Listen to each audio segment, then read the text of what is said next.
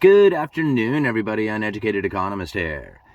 So history is only as accurate as those who remember it. And I really have to think about that when I see articles like the one I'm going to leave down in the description of this video, coming out of the Wall Street Journal. This one, what is it titled? Something about like, get ready for the full employment recession. I think that was the title of it. And really, in this article, the author goes on to question, how is it possible that we can have this full employment and go into a economic slowdown that really has the indication of a recession, but yet the unemployment seems to be stubbornly low for the Federal Reserve. Now, that's like a really strange thing to think about, that the Federal Reserve is actually looking for unemployment to rise, but full employment is what they are mandated to do. So think about that for a second. If we go into a recession and we have full employment, then the low and stable prices is the other component to their mandate, which means that they are going to keep interest rates elevated for a significant amount of time. And now what I find very interesting about this is that very few people really seem to take on the theory about where the employees go or went when the pandemic kicked in. Like, a lot of people have their own theories about it, but very few people take on the theory like I had taken it on. Or, I mean, at least the way that I described what happened. Because really, I think about that statement that Janet Yellen had said, that we may never see another recession in our lifetime. It was something to that effect. And everybody laughed at her. They were like, how could you make such a bold statement as that? Everybody knows that there's a recession that kicks in every 7 to 12 years. How is it possible that you could even think that there wouldn't be another recession in our lifetime? And yet here we are in the middle of this recession, but yet nobody's really calling it a recession because everybody seems to have a job. Yeah, the inflation seems to be stubborn, but yet we know why the inflation is stubborn. It's because of the supply-demand imbalances that still seem to be plaguing the economy. And it's not a guess why, right? When you have the Federal Reserve maintaining elevated interest rates, saying that we are trying to hurt the consumer, then why would the supply chain invest into that? Why would the manufacturers manufacture? They won't. Why would the retailers want to stock up on inventory? They're already overloaded with inventory. They don't. See, this is the slowdown economically, but yet people don't quite recognize it because everybody still has a job. And if you have a job, then you're out there spending money. So even though we have layoffs and like the retail apocalypse taking place, there was still so many available jobs out there, and yet, or in spite of like this global slowdown taking place, we still have the employers out there wanting to maintain an elevated employee base. Because it was so difficult for them to have employees during the pandemic, they're nervous about having employees going into the future in case, or I guess in the idea that things will start to pick up again. They don't want to be shorthanded. And so they're holding on to employees, keeping them on staff, even though they may not really need them. So this is some of the scenarios that are now taking place. But if we think about what really happened during the pandemic, when the rise of the zombie corporations took place, a lot of these corporations started hiring people. And when they're hiring people, they left the service industry and moved up into the corporate jobs that were available. And that's where all the service workers went. Well, now those service workers are going to start finding, that their layoff jobs from the corporations, or being laid off from their corporate jobs, is now going to have them working back at the restaurants again. And we're starting to see that activity start to take place.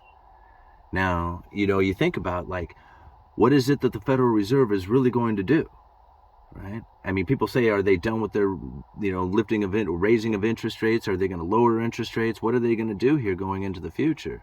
Well, you just have to look at their dual mandate to understand what it is that they're going to do with their monetary policy.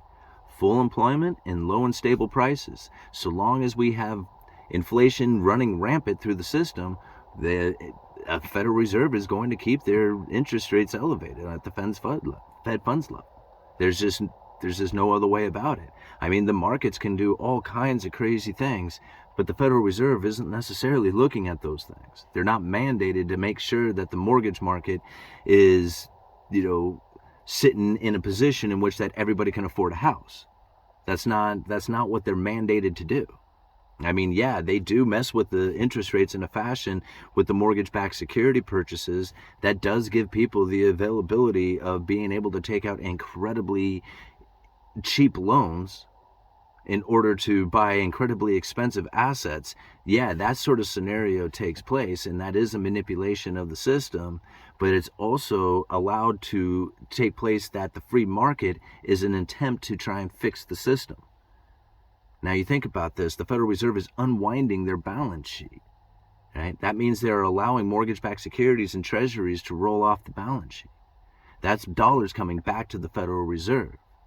Well, if these mortgage-backed securities start flooding the market, the idea behind it is that if there's a flood of mortgage-backed securities, the price of these things are going to fall and interest rates are going to go to the moon. And that totally makes sense when you think about it in that fashion. The only problem with the scenario is that everybody had this idea that there was going to be this continual supply of mortgage-backed securities coming into the market. With the Federal Reserve dumping theirs and this endless supply of them seemingly to be out there, everybody just assumed that the price of them was going to crash and the interest rates were going to rise. But that's not what happened, because less refinancing took place, less purchasing of homes took place, and that was a shrinking of the available mortgage-backed securities out there to be purchased. And at some point, when those investors who are out there looking for fixed income and happen to be investors in mortgage-backed securities look over and say, man, that's my price. The price has come down and the yield has risen enough. That's it for me. I'm in. Right? And then all of a sudden, we start seeing mortgage prices or the interest rates on mortgage go sideways. Right? That was the free market. That's not the Federal Reserve saying, hey, we're trying to crash the system, or we're going to, keep interest rates elevated, or we're going to drop them. That's them getting out. They're like, hey, free market, you fix this thing. Right? Because we're done manipulation. We're done with our little manipulation game right now. Well, they're not done with it, but getting out of the whole idea of owning these mortgage-backed securities and unwinding that balance sheet. That's really how most of this stuff ends up going down, is that nobody really ends up thinking about it in this fashion. Like they just assume, like, this is going to cause that, but they don't really look at it from a bigger picture, saying, okay, well, there's like 15 components to this thing, and how are they all going to end up interacting with each other, especially if you have one that's been manipulated for so long. Like, all of a sudden the environment changes completely. And, being able to recognize those changes, that's really where, understanding the economy and like telling the story over and over again, the way that you see it and hear it, really is how you remember it. I mean, this is the facts that come from it. How many people are talking about the special purpose vehicles set up during the pandemic that gave the zombie corporations the ability to gorge on incredibly cheap debt? I mean, the Federal Reserve said it. They said straight up, hey, we got this, with the Treasury, we set up this special purpose vehicle, this entity that's separated from the Fed and separated from the Treasury, and they're going to be buying up a lot of corporate debt. I mean, they put that idea out there and everybody flipped out about it. And they all started running out there trying to front run the Federal Reserve, thinking that if they bought this corporate debt, that they would turn around and sell it to the Federal Reserve through the special purpose vehicle that they had. Well, as people started buying into that corporate debt, thinking they were going to front run the Federal Reserve, they started driving the yields down on corporate debt, driving the prices of those bonds up. And as those yields went down, those corporations looked around and said, holy moly, look at this. This is like free money. Practically, look how low the interest rate is on this. Right? We're able to sell our bonds for an incredibly high price. Yields on them are just in the toilet. So they just loaded up on incredibly cheap debt. And the Federal Reserve, they hardly purchased any of that stuff. They bought enough just to establish the credible threat. But that's how these corporations ended up loading up on a lot of this money and hiring a lot of the employees and taking away from the available workers that were out there. And now the corporations that are no longer viable, they're starting to lay off, they're starting to go under. And you're going to start seeing those employees start going back into the service industry. It's taken a while, but it's going to happen. Sooner or later, what you're going to start finding is that the slowdown in purchases and the slowdown in manufacturing is eventually going to find its equilibrium. Right? As the slowdown in the consumer, as the Federal Reserve has raised interest rates, trying to hurt the consumer has slowed down. At the same time, manufacturing is slowing down. Less manufacturing, less things to purchase, less things to sell. That's less jobs out there, right? Because we're a consuming-based economy. So if we don't have things to purchase and sell, we don't have a job. Right? That's why we import so much stuff from from foreign countries, like China. And you go and look at China right now, and their manufacturing is slowing down dramatically. Look at the shipping coming from China to the United States. It's like, practically in crisis scenario. And there's even more ships coming into the fleet, so there's going to be even more capacity for shipping things that is not going to be needed. This is the slowdown that we're coming into. We're going into the real shortages. See, before there were shortages, that was due to the lack of available, right? It wasn't lack of manufacturing, it was lack of available transportation, available space, available, retail help to sell the stuff. Everybody was locked down, but the stuff existed. That was the whole point.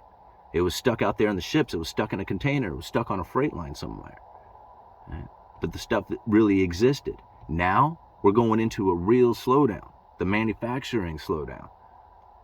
If things aren't coming from China to the United States, eventually we're going to run out of stuff. There's a gap in production taking place right now.